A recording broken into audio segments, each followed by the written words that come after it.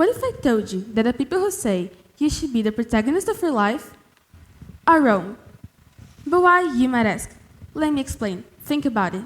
If you're the protagonist of your life, you would be like the main character in a movie or play, just following a script that someone else wrote. Would you really be happy with that? No, right? And that's why you shouldn't be the protagonist of your life. You have to be the writer of your story. Because if you're just a character, you will only do what others want. And what do others want? Perfection. But the truth is, perfection does not exist. It's a lie. And people need to accept that. They also need to learn how to focus on their own lives and respect their own limits and the limits of others. Sometimes people want perfection from others because they don't feel perfect themselves. And you know what? This happens a lot. Perfectionism has been linked to increased levels of anxiety and depression among adolescents. The pressure to meet unrealistic standards can lead to significant psychological distress.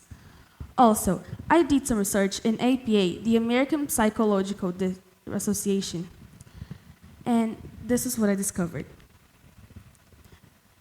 Between 25 and 30% of teenagers and young adults struggle with unhealthy forms of perfectionism, which can adversely affect their mental health.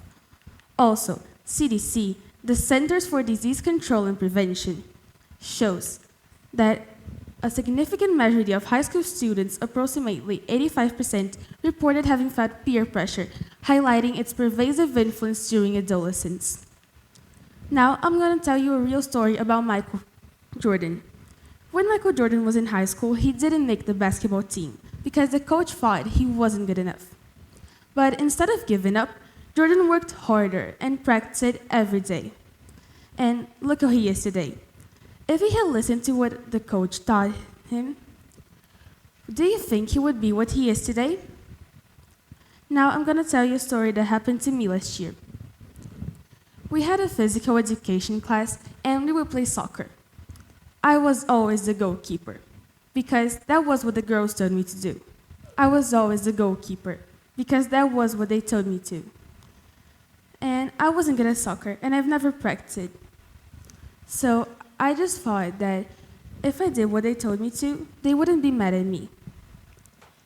But one day I asked the teacher if I could play as a striker, and he said yes. At first, the girls ignored me like I wasn't even there. And I cried after the game. Next time, they had no choice but to pass the ball to me. And we won the game. The girls apologized and I felt so much better. I learned that I don't need to follow what others want. I need to trust myself and be the writer of my own story. Because in the end, it's not about being perfect. It's about being real, being brave, but principally, being you. Thank you.